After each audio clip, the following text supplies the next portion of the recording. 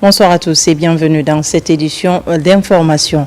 Pour la vulgarisation du projet de nouvelle constitution, les membres du gouvernement se mobilisent pour sensibiliser les citoyens à la base et leur expliquer le contenu du dit document. Pour ce faire, le ministre de l'Agriculture et de l'Élevage donne les grandes lignes du document à la population de Zérékoré.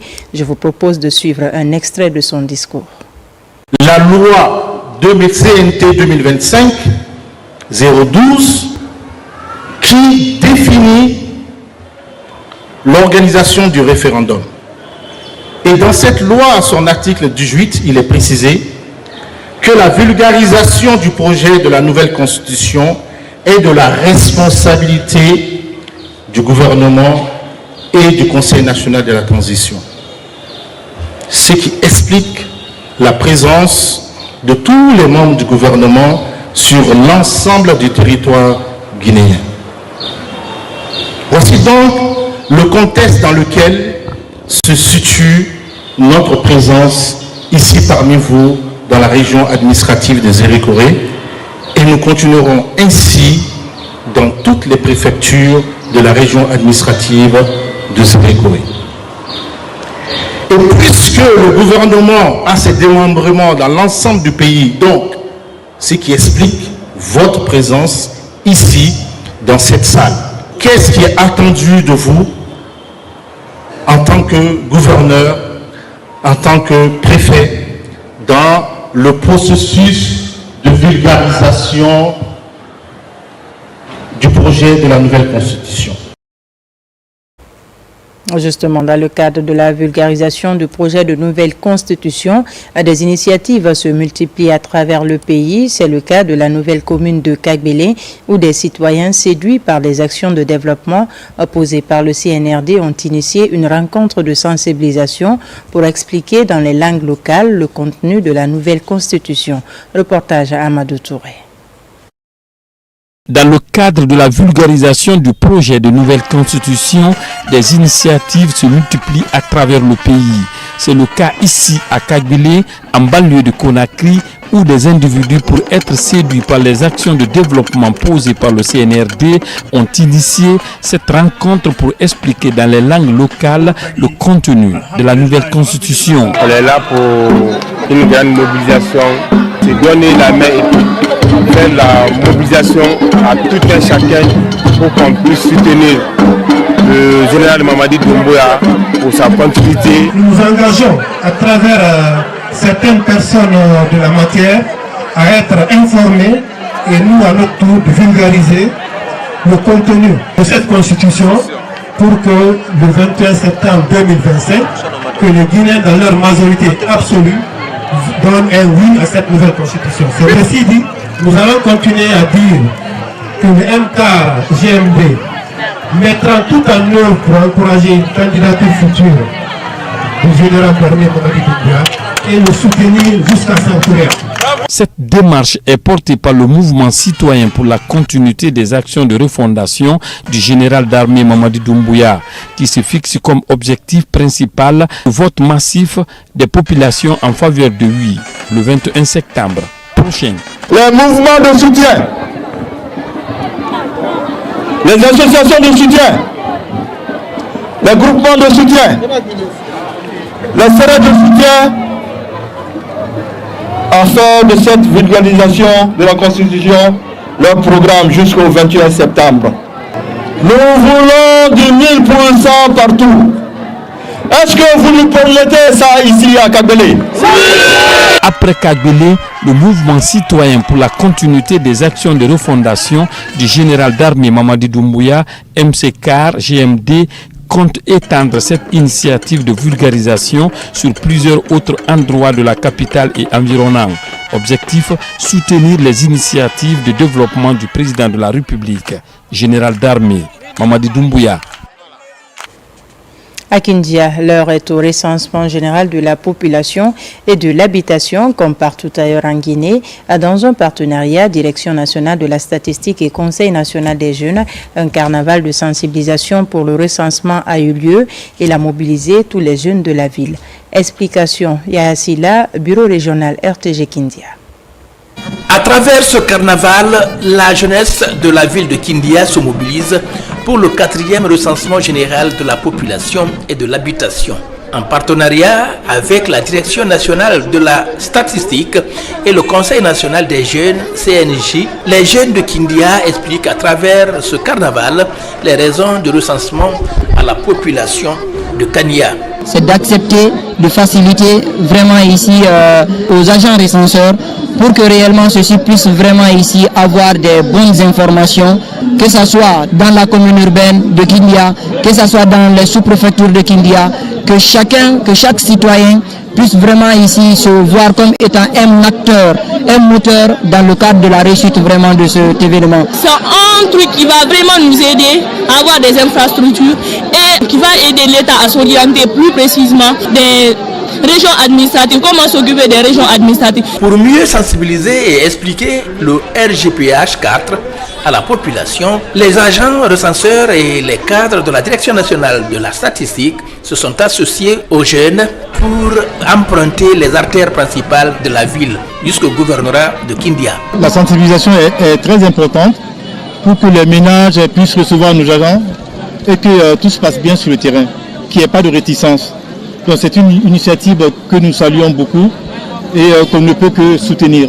Donc il est pour tout le monde important de recevoir les agents, de coopérer et de donner de bonnes informations, des informations de qualité qui ne peuvent que aider au développement de Kindia. Cette année 2025, nous réalisons le 4e recensement général de la population et de l'habitation. Ceci procède de la volonté politique des autorités au plus haut niveau, mais aussi de l'équipe technique de coordination du bureau central du recensement. Alors nous sommes à Kindia aujourd'hui, comme partout dans le pays, en collaboration avec le Conseil national des jeunes, pour faire de la mobilisation citoyenne, pour inviter la population à accepter de se faire recenser au RGPH 4. Les activités de recensement se poursuivent dans tous les quartiers de Kindia. Elles s'achèveront officiellement à la fin de ce mois de juillet 2025. Dans l'actualité également, des campagnes de sensibilisation se multiplient à Conakry et des activités allant dans le sens de la promotion de la paix et de vivre ensemble, des initiatives soutenues par des jeunes de l'Axe. Reportage de Mikini Moussa Kamara. Diverses organisations de la société civile prônent la cohabitation pacifique dans le but de promouvoir la paix en Guinée. Les populations riveraines de l'Axe Le Prince sont les plus concernées dans ces activités, axées sur le vivre ensemble en Guinée. C'est le cas du quartier de Koloma 2 dans la commune de Gbessia. La coalition nationale des associations pour la paix et le développement mise sur la vulgarisation des messages de paix. Donc je pense que la paix c'est un travail, c'est une construction aussi et nous sommes très contents que Koloma soit un des quartiers pilotes. Et dans l'espoir que Koloma va donner ce bon exemple pour que les autres quartiers de Conakry puissent en bénéficier afin que tout Conakry vraiment puisse être dans la paix et vivre dans un environnement social de cohésion et de fraternité. Cette activité similaire s'est déroulée à Koloma Nasoulaye. La paix est le dénominateur commun de tous les messages véhiculés. Le maire nous a donné sa langue de venir un peu dire à la population de Nasrallah tel événement pareil doit être le 28 quartier de la commune de Gbessia pour que nous, l'autorité et les sages s'entendent. Pendant ce temps, les responsables du quartier de Baïloubaya Centre dans la commune de Kagbele sont préoccupés sur des questions de développement. Aujourd'hui, avec l'arrivée de cette nouvelle commune, qui ont eu la confiance en nous, et nous avons placé là, nous avons sensibilisé les jeunes pour que le changement que nous voulons, il faut que les mentalités changent. Il faut qu'on accompagne la commune, il faut qu'on accompagne M. le Président de la République, le général d'armée Mamadi Doumbouya, qui est là aujourd'hui pour les jeunes, qui entrent dans la responsabilité aux jeunes. Ces différentes organisations sont séduites de la qualité de gouvernance en Guinée, d'où le sens de ces sorties pour vulgariser des messages de paix en Guinée. Deux événements heureux à Télimélé. D'un côté, l'inauguration du poste de santé de Daramaniaki, réalisé entièrement par l'Agence nationale de financement des collectivités territoriales. De l'autre côté, la pose de la première pierre d'un autre poste de santé, cette fois-ci dans la sous-préfecture de Kawesi. Il sera financé par une société minière opérant dans la localité. Les deux cérémonies sont présidées par le préfet Alpha Isiagaba. Voici le tout nouveau poste de santé de la sous-préfecture de Daramaniaki, situé à plus de 100 km du centre-ville de Télimélé. Cette infrastructure est entièrement construite et équipée par le gouvernement guinéen à travers l'Agence nationale de financement des collectivités ANAFIC. Sa réalisation marque une avancée significative dans le renforcement du système de santé local. Nous, citoyens de Daramaniaki, nous sommes contents de cet hôpital. Nous remercions le gouvernement pour cette infrastructure sanitaire. De mes collègues agents de santé, je les encourage à assurer la politique sanitaire de l'État en vigueur. La vaccination et la santé maternelle sont des services gratuits offerts par le gouvernement guinéen et le ministère de la Santé. Après l'inauguration du centre de santé de Daramaniaki, cap sur la sous-préfecture de Kawesi, où un autre poste de santé verra bientôt le jour. La réalisation de ce projet est rendue possible grâce au financement d'une société minière opérant dans la zone. Ce sont des instructions que nous avons reçues de la part de notre président, venir pour connaître leurs problèmes et essayer quand même de trouver la solution.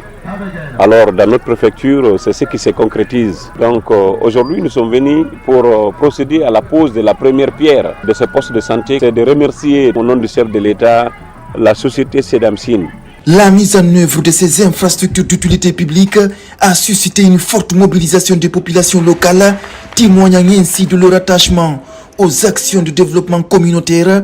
De Daramaniaki à Kawesi, le préfet de Télimélé a saisi l'occasion pour adresser un message fort axé sur la paix et l'unité nationale à l'ensemble des communautés rencontrées.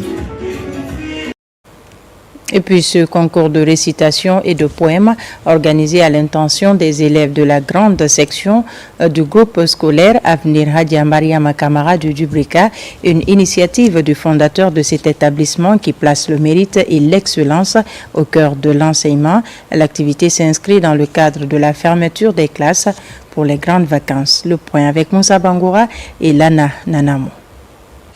La fondation du groupe scolaire Avenir Hadia Mariama Kamara de Dubreka continue de promouvoir l'excellence dans son établissement. Avant la fermeture des classes pour les grandes vacances, un concours de récitation et de poèmes a été organisé à l'intention des élèves de la maternelle. Parents d'élèves, encadreurs, responsables éducatifs et religieuses étaient tous mobilisés. Si vous avez entendu Avenir, c'est ces enfants-là. Ils ont été bien formés. Ils vont aller au niveau de première année sans problème. Le premier conseil que je peux donner à les enfants, 1 mois de repos, les 2 mois c'est pour réviser. Je suis vraiment dépassé par la joie de l'organisation et tout ce que les enfants ont pu faire depuis le début de l'année jusqu'à maintenant, mais surtout l'organisation qu'on a trouvée au sein de l'établissement, appuyée dont à la tête monsieur le fondateur. Après cette prestation, ces élèves de la grande section maternelle décrochent ainsi leur admission pour la première année. À travers ce changement de classe, plusieurs kits ont été distribués aux enfants. Je voudrais féliciter les parents d'élèves qui ont vraiment encadré leurs enfants, les enseignants qui ont pris tout leur temps pour faire en sorte que les enfants là réussissent aujourd'hui, mais aussi le fondateur qui a aussi investi pour créer ce bijou. En plus des élèves de la maternelle, les lauréats des différents examens nationaux et les meilleurs élèves des classes intermédiaires ont été aussi récompensés. Des sacs d'écoliers, de fournitures scolaires, d'ordinateurs et même des satisfecits ont été donnés pour les encourager. Je suis très contente. Je remercie beaucoup le fondateur pour cette belle école. Je remercie aussi Madame la DPE pour suivre tous les élèves de Dubreka. dans leur formation. Permettez-moi de remercier très sincèrement l'équipe de l'encadrement du groupe scolaire Adja Mariam Kamara pour avoir obtenu ces résultats très appréciables. Pour mieux se préparer pour l'année prochaine à être parmi les meilleurs, la fondation de l'école annonce déjà les cours de vacances les mois à venir. La prestation des groupes artistiques met un terme à cet événement, ici, à Dubreka. Un mot de religion pour contribuer au développement harmonieux de la Guinée. Les filles et fils de Dixine se sont réunis dans une mosquée de la place autour de la lecture du Saint-Coran. Objectif, implorer la bénédiction divine pour la paix et l'unité nationale dans notre pays. Sona Sagno. Pour implorer la bénédiction divine sur le président Mamadi Doumbouya et sur la Guinée, les fils et filles de Dixine se sont réunis à la mosquée Yaria pour une lecture collective du Saint-Coran placée sous le signe de la paix et de l'unité nationale. Nous avons organisé cette lecture du Saint-Coran pour implorer la grâce divine pour le vivre ensemble et la paix.